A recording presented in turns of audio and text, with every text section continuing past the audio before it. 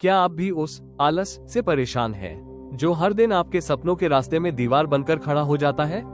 अगर हाँ, तो यह वीडियो आपके लिए है, क्योंकि आज हम जानेंगे कि आलस होता क्या है, ये कैसे पैदा होता है और सबसे जरूरी, इसे कैसे खत्म किया जा सकता है। एक बार एक व्यक्ति गौतम बुद्ध के पास आता है।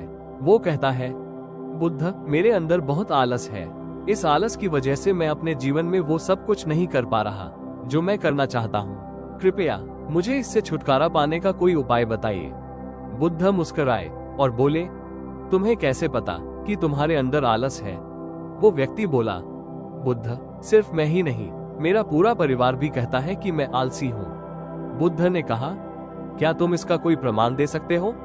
वो बोला, हाँ बुद्ध, मैं जानता हूँ कि सुबह जल्दी उठना मेरे शरीर और मन दोनों के लिए अच्छा है, पर ये आलस मुझे उठने ही नहीं देता।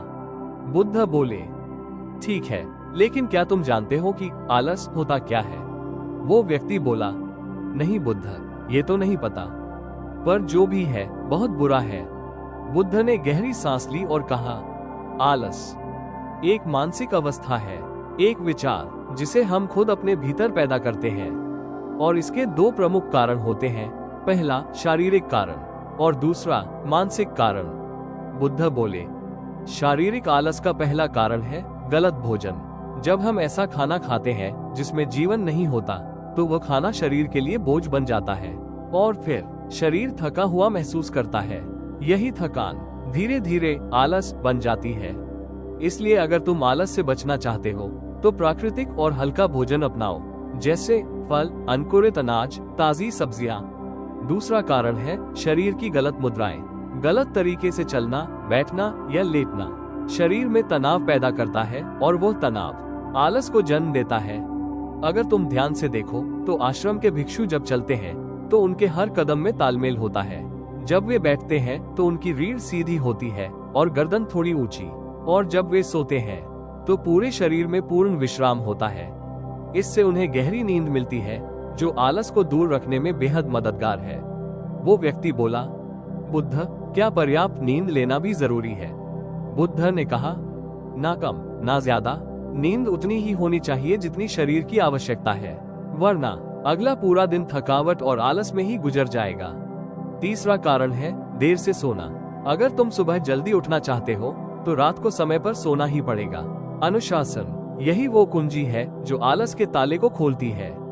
कुछ लोग सोचते हैं कि अनुशासन उन्हें बांधता है, लेकिन सच्चाई ये है कि अनुशासन ही उन्हें स्वतंत्र करता है। वो व्यक्ति बोला, बुद्ध, लेकिन शुरुआत कहाँ से करूं? बुद्ध मुस्कुराए और बोले, शुरुआत अभी से करो। जो भी काम इस समय कर रहे हो उसे पूरी चेतना और जागरूकता से करो। अब चलो मन के स्तर पर आलस को समझते हैं। बुद्ध बोले, मानसिक आलस का पहला कारण है पुरानी गलत धारणाएं। जब हम मान लेते हैं कि हम किसी काम के लायक नहीं हैं, तब हमारा मन उस काम को करने से मना कर देता है। दूसरा कारण है आलसी लोगों की संगति। कभी कभी हम खुद तो एक्टिव होते हैं, लेकिन कुछ सुस्त और नकारात्मक लोगों के साथ रहकर हम भी उन्हीं जैसे बन जाते हैं। तीसरा कारण है टालने की आदत। काम को टालते टालते हम आलसी और फिर खुद पर शक करने वाले बन जाते हैं। चौथा कारण है लक्ष्य का स्पष्ट न होना। अगर कोई लक्ष्य सामने हो तो हमारा मन जागरूक रहता है, लेकिन जब लक्ष्य नहीं होता तो हर सुबह क्यों उठें, इसका जवाब ही नहीं मिलता। और पांचवा कारण है काम करने की कोई बड़ी वजह न होना।